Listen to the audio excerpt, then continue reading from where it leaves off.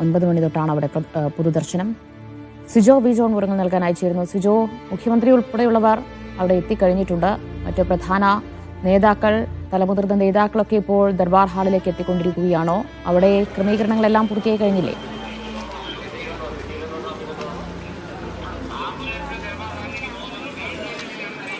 ദിവ്യ, എല്ലാവിധ ക്രമീകരണങ്ങളും പൂർത്തിയായിരിക്കുകയാണ്. ഇപ്പോൾ പാർട്ടിയുടെ മുതിർന്ന നേതാക്കളെല്ലാവരും തന്നെ ദർബാർ ഹാളിലേക്ക് എത്തിക്കൊണ്ടിരിക്കുകയാണ്. മുഖ്യമന്ത്രി പിണറായി വിജയൻ അല്പസമയം മുമ്പ് ദർബാർ ഹാളിലെത്തി.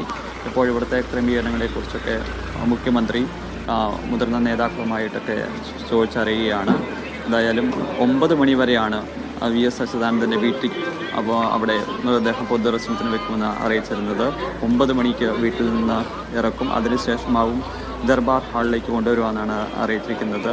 അതുപ്രകാരം രാവിലെ തന്നെയുള്ള ക്രമീകരണങ്ങളെല്ലാം ഇവിടെ പൂർത്തിയാക്കിയിരുന്നു. ഇനി 9 മണിയോടുകൂടി തന്നെ ഇങ്ങോട്ട് മൃതദേഹം എത്തിക്കുമെന്ന് നമ്മൾ പ്രതീക്ഷിക്കുകയും ചെയ്യുന്നു. എന്തായാലും വലിയ നിയന്ത്രണങ്ങളുണ്ട് ഈ ദർബാർ ഹാൾ പരിസരത്തേക്ക് ഒക്കെ വരുന്നതിന്. ഇവിടെ സെക്രട്ടേറിയറ്റ് ഭാഗത്തേക്ക് വാഹനങ്ങൾ അനുവദിക്കുന്നതല്ല. പൊതുജനങ്ങൾക്ക് വരുന്ന വാഹനങ്ങൾ പുളിമൂട് ഹൗസിംഗ് ബോർഡ് ജംഗ്ഷൻ, രക്തസാക്ഷി മണ്ഡപം എന്നീ സ്ഥലങ്ങളിൽ ഇറക്കിയ ശേഷം ദർബാർ ഹാളിലേക്ക് വരേണ്ടതെന്നാണ് അറിയിച്ചിരിക്കുന്നത്.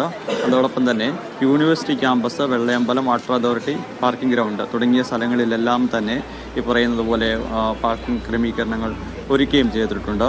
ഈ ഇങ്ങോട്ട് കയറി വരുന്ന സ്ഥലങ്ങളിലോട്ട് എത്തുന്ന ആളുകളുടെ ദർബാർ ഹാളിലേക്ക് എത്തുന്ന ആളുകളുടെ ഒരു ഇൻഫർമേഷനായിട്ട് കുറച്ച് കാര്യങ്ങൾ നമ്മൾ പറയാം.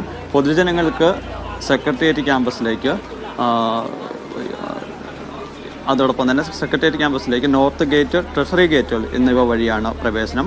അന്തിമോപചാരം അർപ്പിച്ചതിന് ശേഷം പൊതുജനങ്ങൾ YMCA ഗേറ്റ് വഴിയാണ് പുറത്തു പോകേണ്ടത് എന്നാണ് പറഞ്ഞിരിക്കുന്നത്.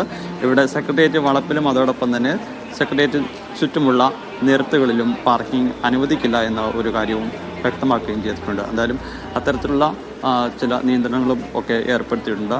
ആ നിർദ്ദേശങ്ങൾ കർശനമായും പാലിക്കണമെന്നുള്ളത് തന്നെയാണ് അധികാരികൾ വ്യക്തമാക്കുകയും ചെയ്തിരിക്കുന്നത്. അല്പസമയം മുമ്പ് ഒരു മഴയുണ്ടായിരുന്നു.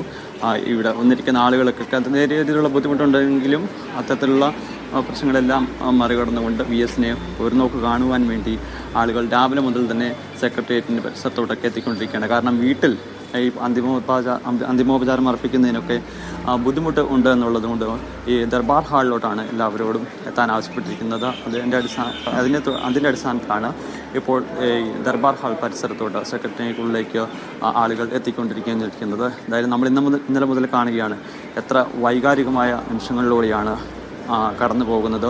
VSൻ്റെ വിയോഗ വാർത്ത അറിഞ്ഞ ഉടനെ തന്നെ സംസ്ഥാനത്തിൻ്റെ വിവിധ സ്ഥലങ്ങളിൽ നിന്നുള്ള ആളുകൾ ഇങ്ങോട്ട് എത്തിക്കൊണ്ടിരിക്കുകയായിരുന്നു. നമ്മൾ തിരുവനന്തപുരത്തു നിന്നുള്ള ആളുകളുടെയൊക്കെ ഒരു വലിയ ജനസാഗരം തന്നെ നമ്മൾ ഇന്നലെ തന്നെ കണ്ടതാണ്.